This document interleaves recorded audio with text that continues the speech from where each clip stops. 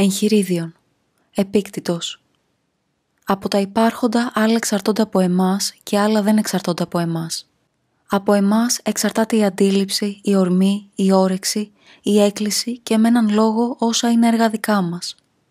Από εμάς δεν εξαρτάται το σώμα, τα αποκτήματα, οι δοξασίες, τα αξιώματα και με έναν λόγο όσα δεν είναι έργα δικά μας. Όσα εξαρτώνται από εμάς είναι φύση ελεύθερα, ακόλυτα, ανεμπόδιστα, ενώ όσα δεν εξαρτώνται από εμάς είναι ασθενή, υποδουλωμένα, κολλητά, αλότρια. Να θυμάσαι λοιπόν ότι αν θεωρήσεις ως ελεύθερα τα φύση υποδουλωμένα και ως δικά σου τα αλότρια, θα εμποδιστείς, θα πενθήσεις, θα ταραχτείς, θα μεμφθείς και θεούς και ανθρώπους, ενώ εάν θεωρήσεις ότι μόνο το δικό σου είναι δικό σου και το αλότριο όπως ακριβώς είναι, αλότριο, κανείς ουδέποτε θα σε αναγκάσει, κανείς δεν θα σε κολλήσει, δεν θα μεμφθείς κανέναν, ούτε θα εγκαλέσεις κάποιον, τίποτε δεν θα πράξεις ακούσια, δεν θα έχεις εχθρό και κανείς δεν θα σε βλάψει, επειδή τίποτα βλαβερό δεν θα πάθεις. Έχοντας λοιπόν έφεση προς τέτοιου είδους πράγματα, να θυμάσαι ότι δεν πρέπει να καταπιάνεσαι μετριοπαθώς με αυτά, αλλά κάποια εντελώς να τα αφήνεις και κάποια προς το παρόν να τα αναβάλεις. Αν όμως και τούτα θέλεις και τα αξιώματα και τον πλούτο, ίσως τύχει να μην αποκτήσεις τα τελευταία, επειδή έδειξες έφεση για τα πρώτα και οπωσδήποτε δεν θα αποκτήσεις εκείνα με τα οποία μόνον αποκτάται η ελευθερία και η ευδαιμονία. Ευθύς λοιπόν εξασκήσου, ώστε στο τέλος κάθε σκληρής φαντασίας να λες ότι είναι φαντασία και οπωσδήποτε δεν είναι αυτό που φαίνεται. Έπειτα εξέτασέ την και δοκίμασέ την μέσω των κανόνων που έχεις, με πρώτο και καλύτερο αυτόν. Πρόκειται για κάτι που εξαρτάται ή που δεν εξαρτάται από εμάς. Αν τότε πρόκειται για κάτι που δεν εξαρτάται από εμάς, έχει πρόχειρη την φράση «δεν εξαρτάται από εμένα». Να θυμάσαι ότι η υπόσχεση της όρεξης είναι η επιτυχία αυτού που ορέγεσαι, ενώ η υπόσχεση της έκκλησης είναι το να μην περιπέσεις εκείνο από το οποίο επικλίνεσαι. Όποιος αποτύχει απέναντι στην όρεξη είναι ατυχής, ενώ όποιος περιπέσει στην έκκληση είναι δυστυχής. Αν λοιπόν σε όσα εξαρτώνται από εσένα, εκκλίνεις μόνον από όσα είναι παραφύση, δεν θα περιπέσεις σε κανένα από όσα εκκλίνεις. Αν όμως εκκλίνεις από την νόσο ή τον θάνατο ή την παινία, θα δυστυχήσεις. Άρε λοιπόν την έκκληση από όλα όσα δεν εξαρτώνται από εμάς και μετάθεσέ την σε όσα είναι παραφύση και εξαρτώνται από εμάς. Επί του παρόντος όμως ακύρωσε παντελώς την όρεξη, γιατί αν ορέγεσαι κάτι που δεν εξαρτάται από εμάς, κατά ανάγκη θα αποτύχεις, ενώ αν ορέγεσαι κάτι που εξαρτάται από μας, όσα βέβαια θα ήταν καλό να ορέγεσαι, τίποτα δεν θα σου διατεθεί ποτέ. Να χρησιμοποιείς λοιπόν μόνο την επιλογή και την απόρριψη, με υπιότητα, με επιφύλαξη και με ηρεμία. Για κάθε τι που σε ψυχαγωγεί ή σου είναι χρήσιμο ή το αγαπάς, να θυμάσαι να αναλογίζεσαι τι ακριβώς είναι, αρχίζοντας από τα μικρότερα. Αν αγαπάς μία χύτρα, αναλογήσου «αγαπώ μία χύτρα». Αν αυτή σπάσει, δεν θα ταραχθείς. Αν καταφυλάς το παιδί ή την γυναίκα σου, αναλογήσου ότι καταφυλάς έναν άνθρωπο. Αν αυτός πεθάνει, δεν θα ταραχθείς. Όταν πρόκειται να καταπιαστείς με κάποιο έργο, υπενθύμιζε στον εαυτό σου τι ακριβώς είναι το έργο.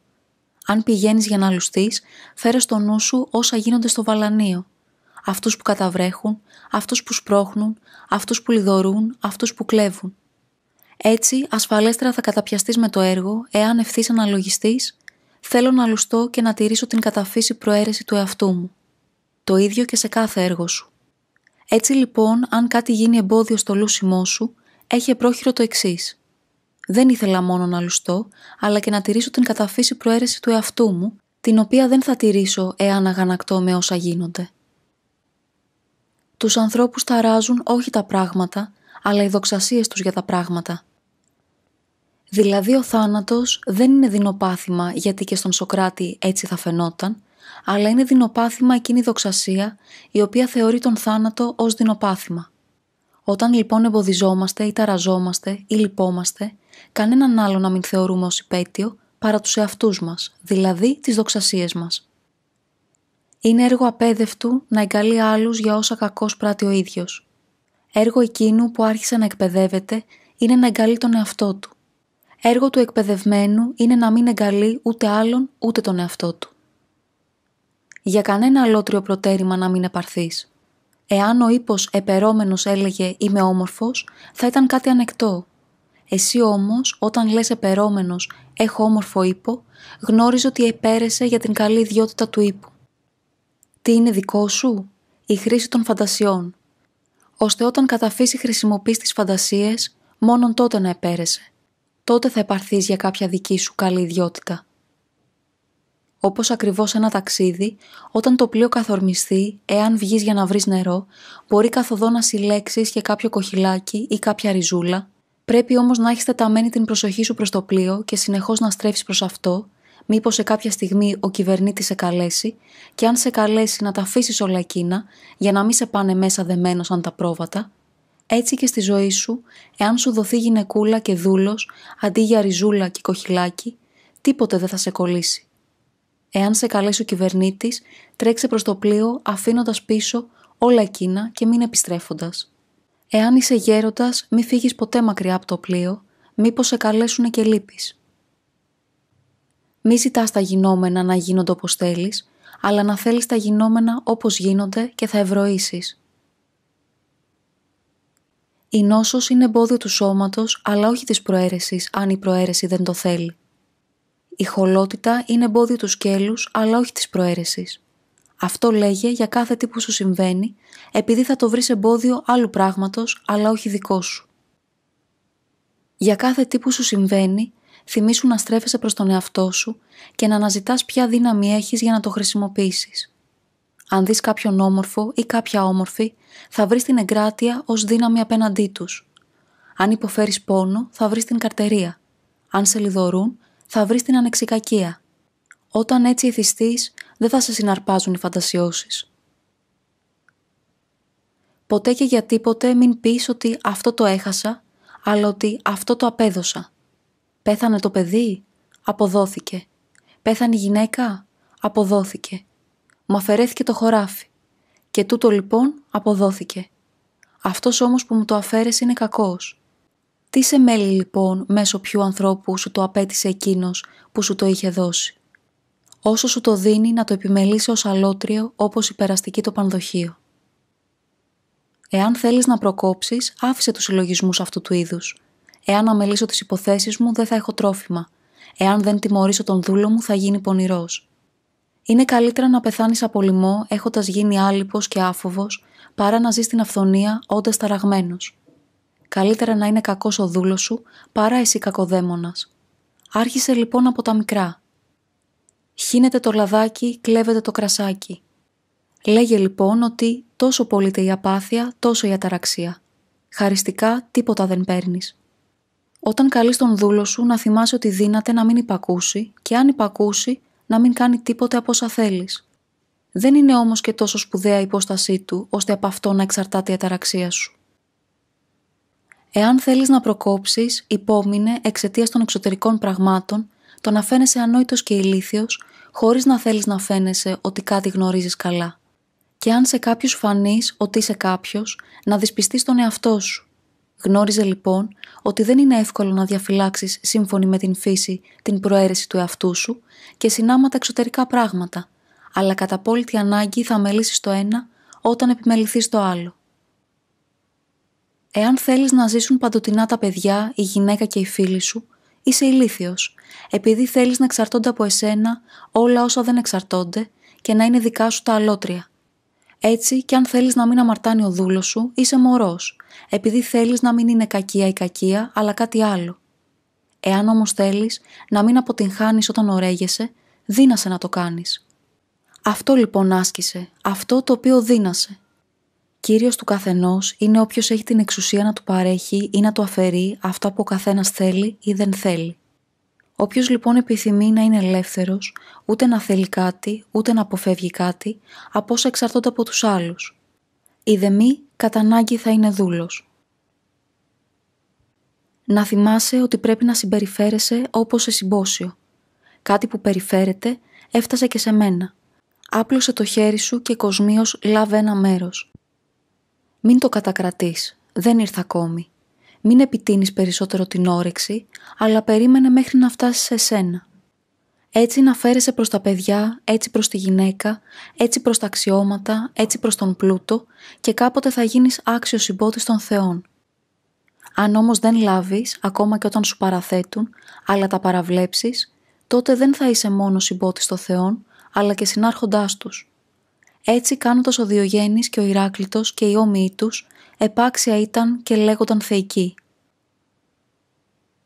Όταν δεις κάποιον να κλαίει λόγω πένθους ή για την αποδημία του τέκνου του ή γιατί έχασε τα υπάρχοντά του, πρόσεχε να μην σε συναρπάσει φαντασία ότι δήθεν αυτός βρίσκεται μέσα σε εξωτερικά κακά, αλλά ευθύς έχει πρόχειρο το ότι αυτόν δεν τον θλίβει το συμβεβικός, γιατί άλλον δεν θλίβει, αλλά η δοξασία του γι' αυτό.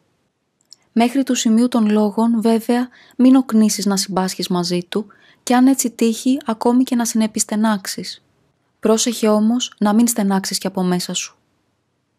Να θυμάσαι ότι είσαι ηθοποιός σε δράμα, σε εκείνο που θα θελήσει ο διδάσκαλος. Θέλει βραχή, σε βραχή. Θέλει μακρό, σε μακρό. Αν σε θέλει για να υποκριθείς έναν φτωχό, τότε και αυτόν ευφυώς να τον υποκριθείς, καθώς και τον χολό και τον άρχοντα και τον κοινό άνθρωπο. Γιατί το δικό σου έργο είναι αυτό, το να υποκρίνεσαι καλό στο πρόσωπο που σου έχει δοθεί, ενώ άλλο έργο είναι να επιλέξεις το πρόσωπο.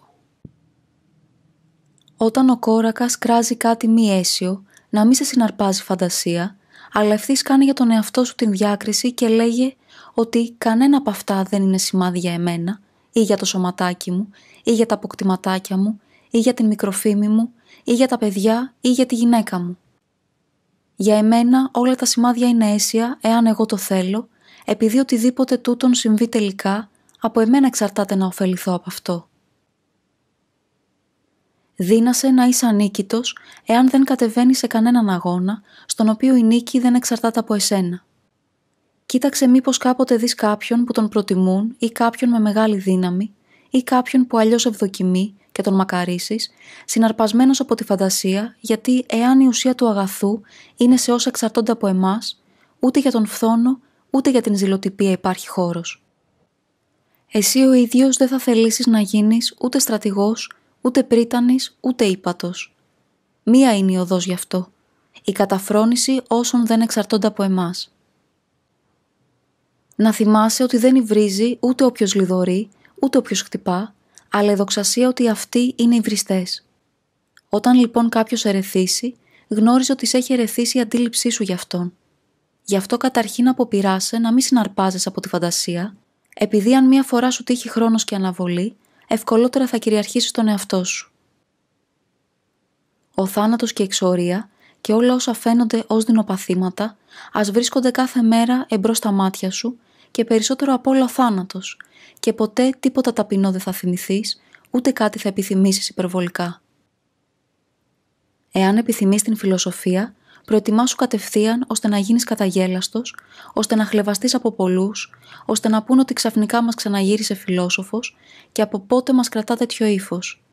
Εσύ όμως να μην κρατάς ύφος. Απέναντι σε όσα σου φαίνονται βέλτιστα, έτσι να συμπεριφέρεσαι, σαν να σε έχει τάξει ο Θεός σε αυτόν τον χώρο.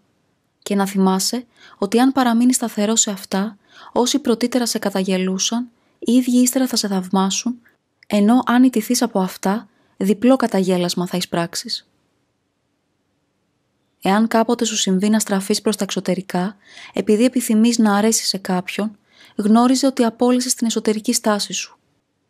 Να αρκεστείς λοιπόν να είσαι φιλόσοφος σε όλα, και αν επιθυμείς να φαίνεσαι και φιλόσοφος, να φαίνεσαι στον εαυτό σου και αυτό θα είναι αρκετό.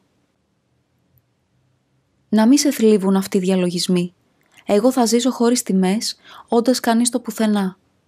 Εάν λοιπόν η έλλειψη τιμών είναι κακό, δεν δύνασαι να βρεθείς στο κακό εξαιτίας άλλου και πολύ περισσότερο να βρεθείς στην αισχρότητα. Μήπως είναι δικό σου έργο το να επιτύχεις ένα αξίωμα ή το να προσκληθείς σε μια συναισθίαση? Οπωσδήποτε όχι. Πώς αυτό λοιπόν είναι επιπλέον ατιμία? Πώς θα είσαι κανείς στο πουθενά, εσύ που πρέπει να είσαι κάποιος μόνον σε όσα εξαρτώνται από εσένα, στα οποία σου ταιριάζει να έχεις την περισσότερη αξία? Αλλά οι φίλοι σου θα είναι αβοήθητοι. Γιατί λες αβοήθητοι?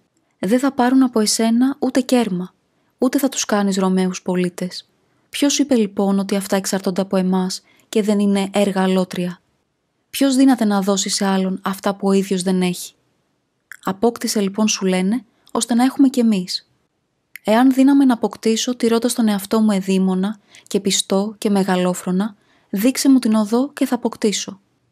Εάν όμως έχετε από μένα την αξίωση να απολέσω τα δικά μου αγαθά, ώστε εσείς να έχετε τα μη αγαθά, κοιτάξτε πόσο είστε άδικοι και αγνώμονες. Τι επιθυμείτε περισσότερο, αργύρια ή φιλοπιστό και δήμονα? Σε αυτό λοιπόν συμπαρασταθείτε μου περισσότερο και μην έχετε την αξίωση να πράξω εκείνα μέσω των οποίων θα αποβάλω αυτά τα αγαθά. Η πατρίδα όμως, όσο εξαρτάται από εμένα, σου λένε, θα μείνει αβοήθητη. Ξαναρωτώ, τι είδους είναι τούτη η βοήθεια? Εξαιτίας μου δεν θα έχει ούτε στοές ούτε βαλανία. Και τι σημαίνει αυτό? Ούτε υποδομήματα έχει εξαιτίας του χαλκουργού, ούτε όπλα εξαιτίας του σκητοτόμου.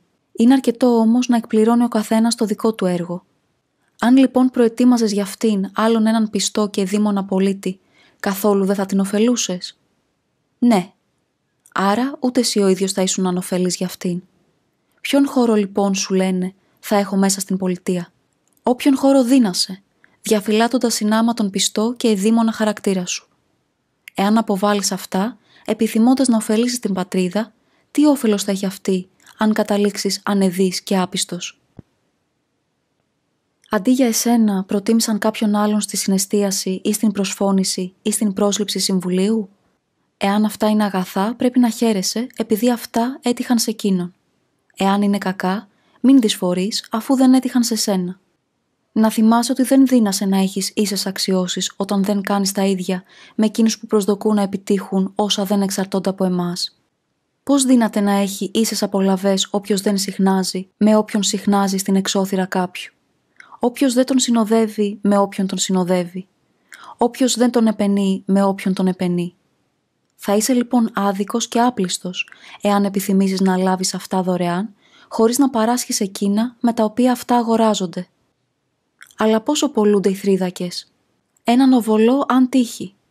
Αν λοιπόν κάποιος δώσει τον οβολό και πάρει θρίδακες, ενώ εσύ δεν τον δώσεις και δεν πάρεις, μην θεωρήσεις ότι έχεις λιγότερα από εκείνον που τους πήρε.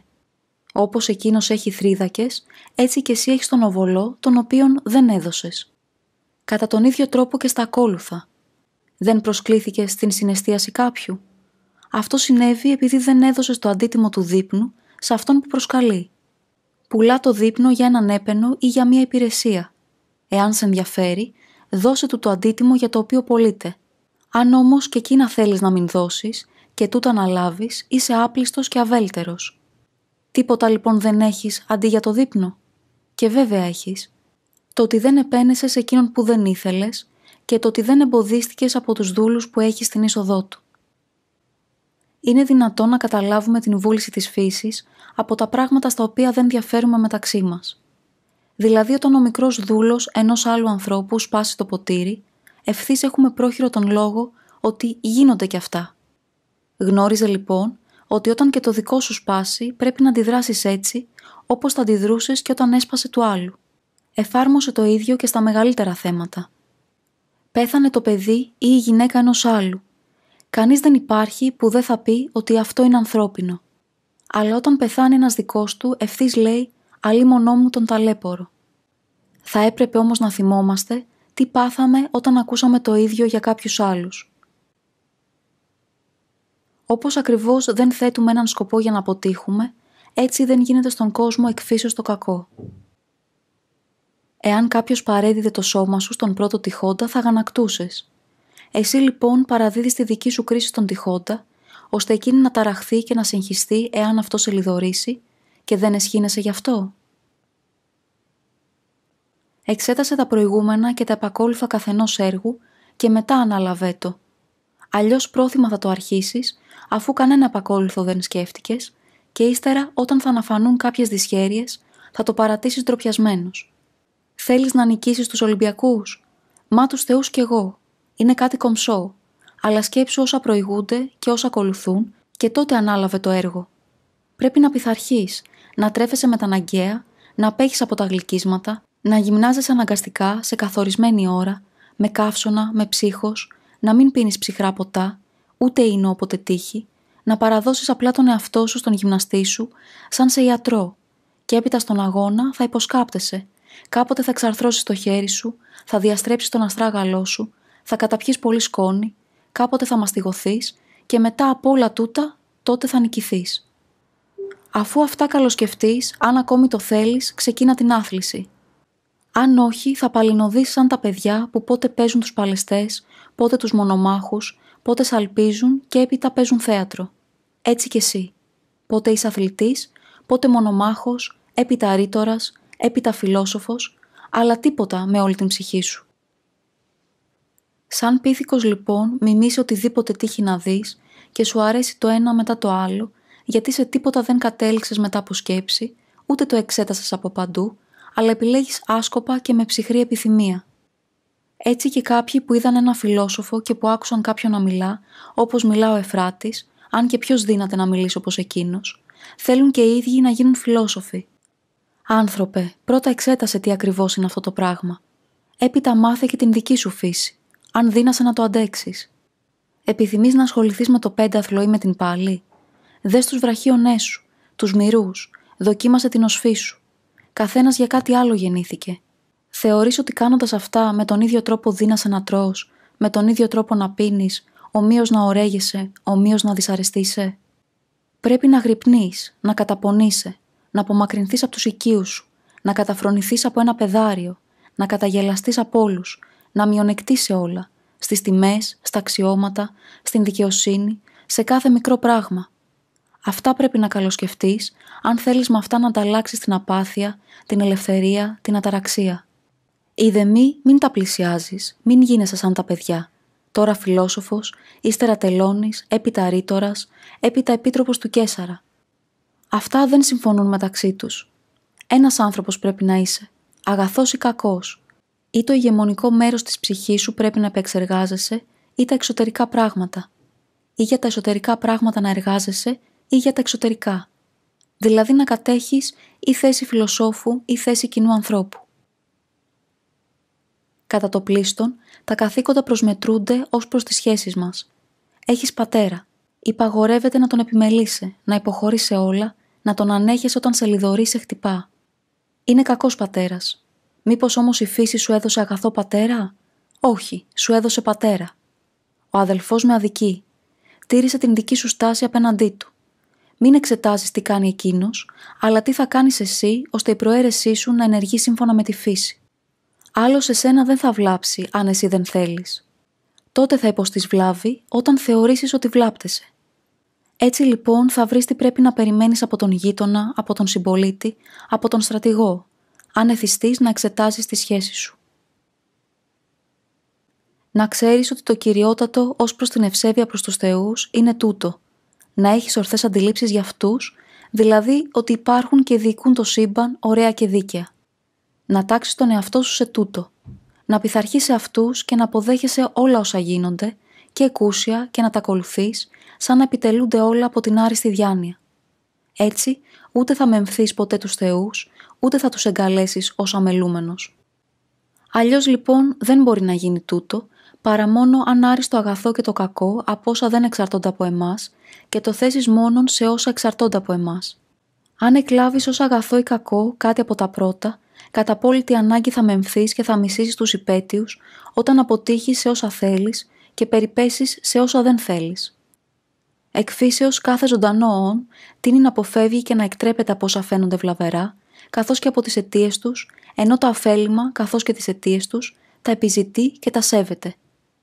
Είναι λοιπόν αδιανόητο για κάποιον να θεωρεί ότι βλάπτεται και να χαίρεται με αυτό που ο ίδιος νομίζει ότι τον βλάπτει, όπως ακριβώς είναι αδύνατο να χαίρεται και με την ίδια την βλάβη.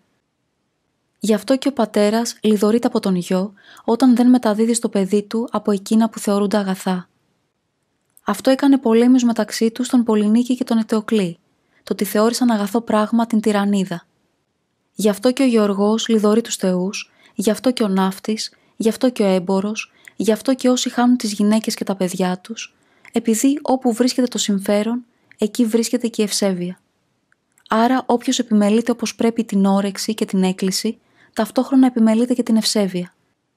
Πάντοτε όμως ταιριάζει να κάνεις πονδές και θυσίες και να προσφέρεις τις απαρχές κατά τα πάτρια έθιμα, με καθαρότητα και χωρίς νοθρότητα, χωρίς αμέλεια, ούτε φιδωλά, ούτε πάνω από τις δυνατότητές σου. Όταν προσφεύγεις στη μαντική τέχνη, να θυμάσαι ότι δεν γνωρίζεις τι θα συμβεί στο τέλος, αλλά ότι ήρθες για να το πληροφορηθείς από τον μάντη. Αν όμως είσαι φιλόσοφος, ήρθες γνωρίζοντας για ποιο πράγμα πρόκειται. Αν είναι κάτι από όσα δεν εξαρτώνται από εμάς, κατά απόλυτη ανάγκη αυτό δεν είναι μήτε αγαθό μήτε κακό. Μην φέρνεις λοιπόν στον μάντη ούτε την όρεξη ούτε την έκκλησή σου, ούτε να τον πλησιάζεις τρέμοντας, αλλά γνωρίζοντας ότι κάθε τι που θα συμβεί είναι αδιάφορο και ανεξάρτητο από σένα. Και όποιο και να είναι, ο ίδιος θα το χρησιμοποιήσεις καλώς και κανείς δεν θα σε κολλήσει σε αυτό. Πήγαινε λοιπόν στους θεούς με θάρρος, σαν να πηγαίνεις σε συμβούλους. Στην συνέχεια, όταν σου δοθεί κάποια συμβουλή, θυμήσου ποιους συμβούλους παρέλαβες και ποιους θα παρακούσεις αν απειθαρχήσεις. Να προσφεύγεις λοιπόν στην μαντική τέχνη, όπως ακριβώς αξίωνε ο Σωκράτης, για όσα πράγματα ολόκληρη η σκέψη σου έχει την αναφορά της στην έκβασή τους.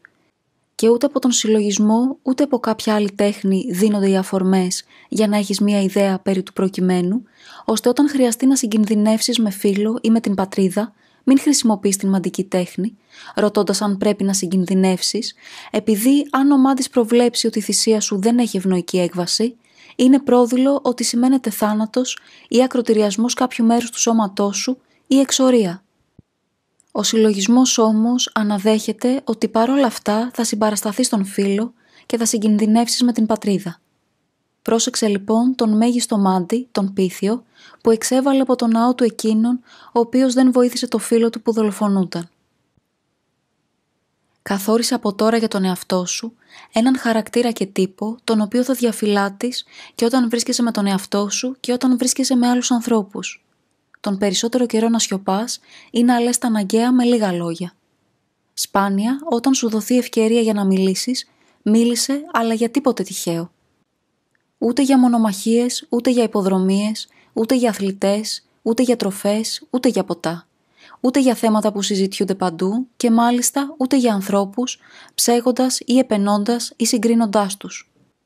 Αν σου είναι δυνατό, οδήγησε με τα λόγια σου προς το κατάλληλο θέμα τα λόγια των συντρόφων σου. Αν τύχει να απομείνεις μεταξύ ξένων, σώπα. Μην γελάς πολύ, ούτε για πολλά πράγματα, ούτε ακράτητα. Παραιτήσου από όρκους. Αν σου είναι δυνατό, τελείως. Αν όχι, όσο μπορείς. Να αποκρούεις τις συναισθιάσεις που δεν σχετίζονται με την φιλοσοφία και που αφορούν τους κοινούς ανθρώπους. Αν έρθει κάποτε ο καιρός, να εντείνεις την προσοχή σου, ώστε να μην υπορεύσεις την θέση των κοινών ανθρώπων. Γνώριζε λοιπόν ότι εάν ο εταίρος είναι μολυσμένος, κατά ανάγκη μολύνεται κοντά του και αυτός που τον συναναστρέφεται, ακόμα και αν τύχει να είναι καθαρός. Τα απαραίτητα για το σώμα να τα παίρνεις στον βαθμό που τα χρειάζεσαι, όπως τις τροφές, το ποτό, το αμπέχονο, την οικία, τον υπηρέτη. Διάγραψε όλα όσα αποβλέπουν στην δόξα ή στην τρυφή. Ως προς τις αφροδίσιες απολαύσεις, μείνε κατά το δυνατόν καθαρός πρώτου γάμου. Αν δοκιμάσεις, κάνε όσα είναι νόμιμα. Σε αυτούς που κάνουν χρήση των αφροδισίων απολαύσεων, μην γίνεσαι φορτικός, ούτε ελεγκτικός. Ούτε παντού να αναφέρεις ότι ο ίδιος δεν κάνεις χρήση αυτών. Αν κάποιος σου αναγγείλει ότι ο Δίνα σε κακολογεί, μην απολογείσαι για τα λεχθέντα, αλλά αποκρίσου ότι το κάνει επειδή αγνοεί τα υπόλοιπα ελαττώματά μου, αλλιώς δεν θα έλεγε μόνον τούτα. Δεν είναι αναγκαίο να πολυσυχνάζεις τα θέατρα.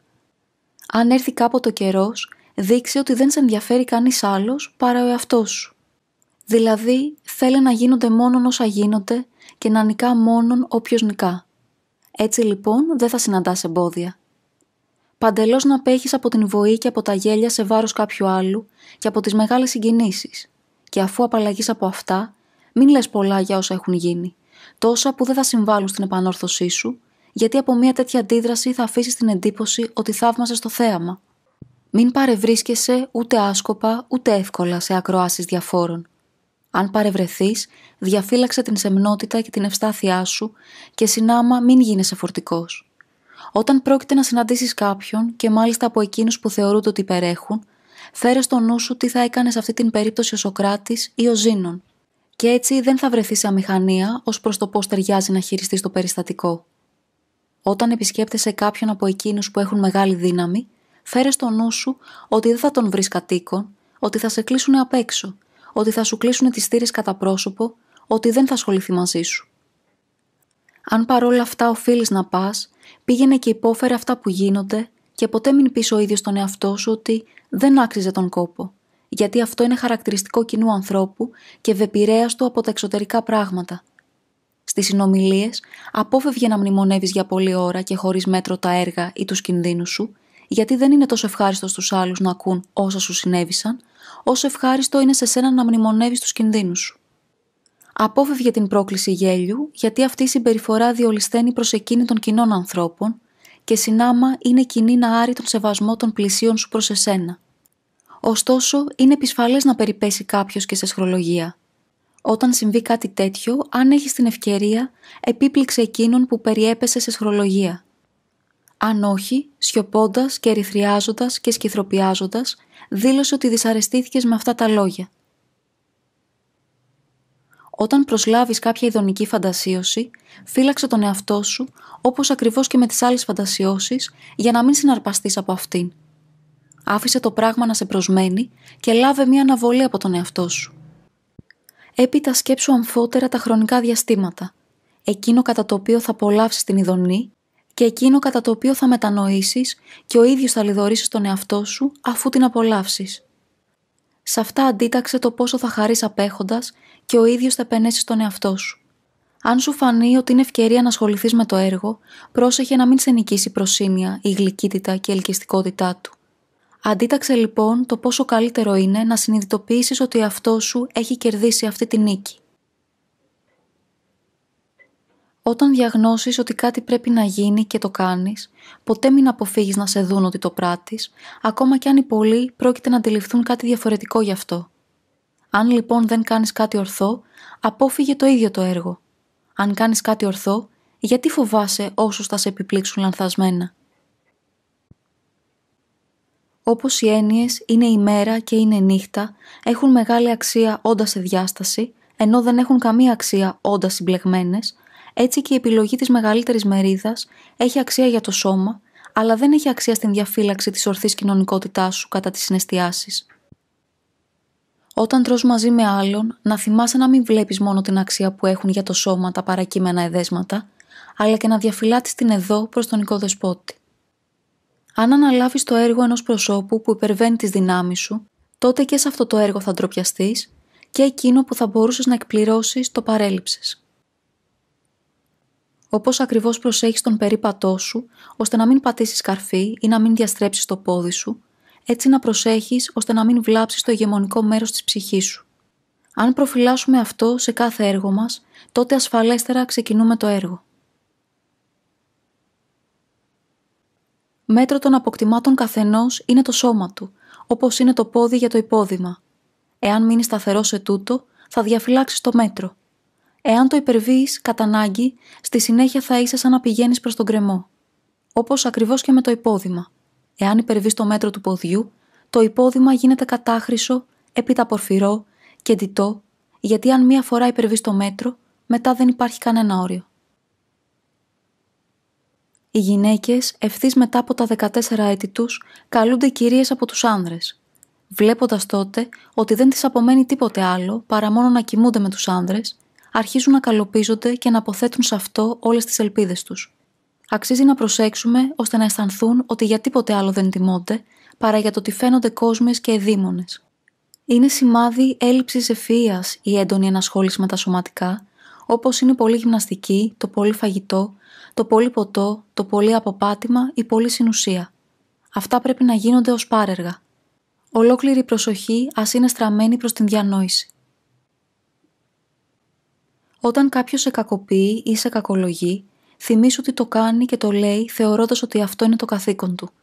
Δεν είναι δυνατόν αυτός να ακολουθεί εκείνο που σε σένα φαίνεται σωστό, αλλά εκείνο που στον ίδιο φαίνεται τέτοιο, ώστε αν δεν κατανοεί καλά, εκείνος βλάπτεται, ο οποίος έχει ήδη εξαπατηθεί, επειδή ακόμα κι αν εκλάβει ως ψεύδος τον αληθινό συλλογισμό, δεν βλάπτεται ο συλλογισμός, αλλά ο εξαπατημένος. Ορμόμενος από τούτα, θα είσαι πράος προς αυτόν που σε λιδωρεί. Σε κάθε περίσταση, πες επιπλέον ότι έτσι έκρινε αυτός. Κάθε πράγμα έχει δύο λαβές, μία υποφερτή και μία ανυπόφορη. Εάν σε αδικεί ο αδελφός σου, μην πιαστείς από αυτήν τη λαβή, δηλαδή από το ότι σε αδικεί, γιατί αυτή η λαβή είναι ανυπόφορη. Αλλά πιάσου από την άλλη, δηλαδή από το τι είναι αδελφό σου, από το τι είναι σύντροφό σου, και τότε θα πιαστείς από την υποφερτή λαβή. Αυτοί οι λόγοι είναι ασύνακτοι. Εγώ είμαι πλουσιότερος από εσένα, άρα εγώ είμαι καλύτερος από εσένα. Εγώ είμαι πιο μορφωμένος από εσένα, άρα εγώ είμαι καλύτερος από εσένα. Αυτοί είναι περισσότερο συνακτικοί. Εγώ είμαι πλουσιότερος από εσένα, άρα τα δικά μου αποκτήματα είναι καλύτερα από τα δικά σου. Εγώ είμαι πιο μορφωμένος από εσένα, άρα ο δικός μου λόγος είναι καλύτερος από τον δικό σου. Εσύ όμως δεν είσαι ούτε απόκτημα ούτε λόγος. Κάποιος λούζεται ταχαίως. Μην πεις ότι λούζεσαι κακός, αλλά ταχαίως. Κάποιος πίνει πολύ κρασί. Μην πεις ότι πίνει κακός, αλλά πολύ. Πριν καλοεξετάσεις την άποψή σου, από πού γνωρίζεις ότι πράττει κακός. Έτσι δεν θα σου συμβεί, ενώ από άλλα πράγματα προσλαμβάνεις καταληπτές εντυπώσεις, σε άλλα να συγκατατίθεσαι. Πουθενά μην ονομάσεις φιλόσοφο τον εαυτό σου, ούτε να πολύ μιλάς σε εκείνους ανθρώπους για τα θεωρήματά σου, αλλά πράττει αυτό που προκύπτει από τα θεωρήματα. Όπως σε ένα συμπόσιο, μην λες πώς πρέπει να τρώμε, αλλά τρώγει όπως πρέπει. Θυμήσου ότι τόσο πολύ ο Σωκράτης είχε αφαιρέσει από παντού την επιδεικτική τάση, ώστε έρχονταν προς αυτόν επιθυμώντας να τους συστήσει σε φιλοσόφους και εκείνος τους πήγαινε. Τόσο πολύ ανεχόταν να τον παραβλέπουν. Αν πάλι μεταξύ κοινών ανθρώπων γίνει λόγος για κάποιο θεώρημα, μείνε σιωπηλός, επειδή είναι μεγάλος ο κίνδυνος ευθύς να εξεμέσεις αυτό που δεν χώνεψες. Και όταν κάποιος σου πει ότι τίποτα δεν γνωρίζεις και εσύ δεν δαγκωθείς, τότε γνώριζε ότι έχεις αρχίσει το έργο, επειδή και τα πρόβατα δεν φέρουν χόρτο στους ποιμένες για να επιδείξουν πόσο έφαγαν, αλλά όταν μέσα τους χωνέψουν την ομή, φέρνουν έξω το μαλλί και το γάλα. Και εσύ λοιπόν μην επιδεικνύεις τους κοινούς ανθρώπους τα θεωρήματα, αλλά τα έργα που προκύπτουν από την πέψη τους. Όταν προσαρμόσεις το σώμα σου στην λιτότητα, μην υπερηφανεύεσαι γι' αυτό, ούτε αν πίνεις νερό με κάθε αφορμή να λες ότι πίνεις νερό. Και αν κάποτε θελήσεις να ασκηθείς τις καταπονήσεις, να το κάνεις για τον εαυτό σου και όχι για τους έξω. Μην αγκαλιάζεις τους ανδριάντες, αλλά όταν κάποτε διψάσεις φοδρά, πάρε ψυχρό νερό στο στόμα σου, μετά φτύσε το και μην το πεις σε κανέναν. Στάση και χαρακτήρας κοινού ανθρώπου. Ουδέποτε προσδοκά ωφέλεια ή βλάβη από τον εαυτό του, αλλά από τα εξωτερικά πράγματα. Στάση και χαρακτήρας φιλοσόφου. Προσδοκά ωφέλεια και βλάβη από τον εαυτό του. Σημάδια του προκομμένου, κανέναν δεν ψέγει, κανέναν δεν επενεί, κανέναν δεν μέμφεται, κανέναν δεν εγκαλεί, τίποτα δεν λέει για τον εαυτό του, ότι δήθεν κάποιος είναι ή ότι κάτι γνωρίζει. Όταν εμποδιστεί ή κολληθεί σε κάτι, εγκαλεί τον εαυτό του και αν κάποιος τον επενεί, μέσα του καταγελά αυτόν που τον επενεί και αν κάποιος τον ψέγει, δεν απολογείται. Περιφέρεται όπως ακριβώς οι άρρωστοι, φοβούμενος μήπως κινήσει τα μέλη που αναρρώνουν πριν αποκατασταθούν. Από τον εαυτό του έχει εξαλείψει κάθε όρεξη, ενώ έχει μεταστρέψει την έκκλησή του προς εκείνα μόνον τα πράγματα που είναι παραφύση και εξαρτώνται από εμάς. Κάνει χρήση μετριοπαθούς ορμής προς τα πάντα. Δεν τον απασχολεί αν δίνει εντύπωση ηλίθιου ή αμαθούς. Με έναν λόγο προφυλάσσεται από τον εαυτό του σαν να του είναι εχθρός και επίβουλος. Όταν κάποιος εμνήνεται επειδή δύναται να εννοήσει και να εξηγήσει τα βιβλία του Χρήσιππου, λέγε στον εαυτό σου ότι αν ο Χρήσιππος δεν είχε γράψει ασαφώς, αυτός εδώ δεν θα είχε λόγο για να σε εμνήνεται. Όμως εγώ τι θέλω? Να μάθω καλά την φύση και να την ακολουθήσω. Αναζητώ λοιπόν ποιος είναι αυτός που την εξηγεί και ακούγοντας ότι είναι ο Χρήσιππος, έρχομαι σε αυτόν. Δεν εννοώ όμως τα καταγεγραμμένα. Άρα αναζητώ τον εξηγητή. Μέχρι εδώ δεν υπάρχει τίποτα σημαντικό. Όταν βρω τον εξηγητή, απολείπεται η χρήση των παραγγελμάτων. Μόνο αυτό είναι κάτι σημαντικό. Αν θαυμάσω μόνο την ίδια την εξήγηση, τι άλλο έχω καταφέρει από το να γίνω γραμματικός παρά φιλόσοφος? Μάλλον λοιπόν όταν κάποιος μου πει ξαναδιάβασέ μου τον Χρήσιππο, θα ερυθριάσω, καθώς δεν θα δύναμαι να αποδείξω ότι τα έργα είναι όμοια και σύμφωνα με τους λόγους. Μείνε σταθερός σε όλα τα πράγματα σαν να ήταν νόμοι, σαν να σεβούσες εάν τα παράβαινες. Οτιδήποτε κι αν πει κάποιος για εσένα, μην το παρατηρείς, γιατί αυτό δεν είναι πια κάτι δικό σου. Για πόσο καιρό ακόμη θα αναβάλεις να θεωρήσεις τον εαυτό σου άξιο για τα βέλτιστα και σε τίποτε να μην παραβαίνεις τις διαιρέσεις της λογικής? Έχεις παραλάβει τα θεωρήματα με τα οποία πρέπει να συμφωνήσεις και συμφώνησες. Ποιον διδάσκαλο προσδοκάς ακόμη για να του αναθέσεις να κάνει την διόρθωση του εαυτού σου? Δεν είσαι πια παιδάκι, αλλά ήδη τέλειος άνδρας. Αν τώρα αμελήσεις και ραθυμίσεις και συνεχώς κάνεις σχεδιασμούς επί σχεδιασμών και καθορίζεις άλλες ημέρες αντί για άλλες κατά τις οποίες θα προσέξεις τον εαυτό σου, θα ξεχάσεις ότι δεν πρόκοψες και θα διατελέσεις ως κοινός άνθρωπος και στην ζωή και στον θάνατο. Ήδη λοιπόν αξίωσε τον εαυτό σου να βιώσει ως τέλειος και προκομμένος και κάθε τι που σου φαίνεται βέλτιστο, ας είναι για σένα νόμος απαράβατος. Κι αν σου προσάγεται κάτι επίπονο ή ειδή ή ένδοξο ή άδοξο, θυμήσου ότι ο αγώνας είναι τώρα και ότι ήδη έφτασαν τα Ολύμπια και ότι δεν μπορείς πια καθόλου να αναβάλεις και ότι για μία ημέρα και για μία πράξη είτε χάνεται είτε σώζεται η προκοπή.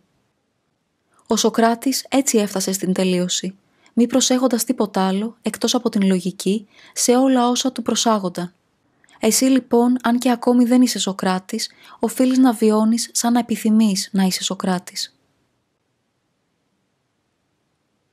Ο πρώτος και αναγκαιότερος τόπος μέσα στα πλαίσια της φιλοσοφίας είναι εκείνος της χρήσης των θεωρημάτων, όπως το να μην ψεύδεσαι.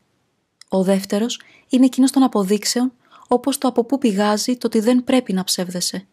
Ο τρίτος είναι ο βεβαιωτικός και διαρθρωτικός των προηγουμένων, όπως το από πού πηγάζει το ότι αυτή είναι η απόδειξη.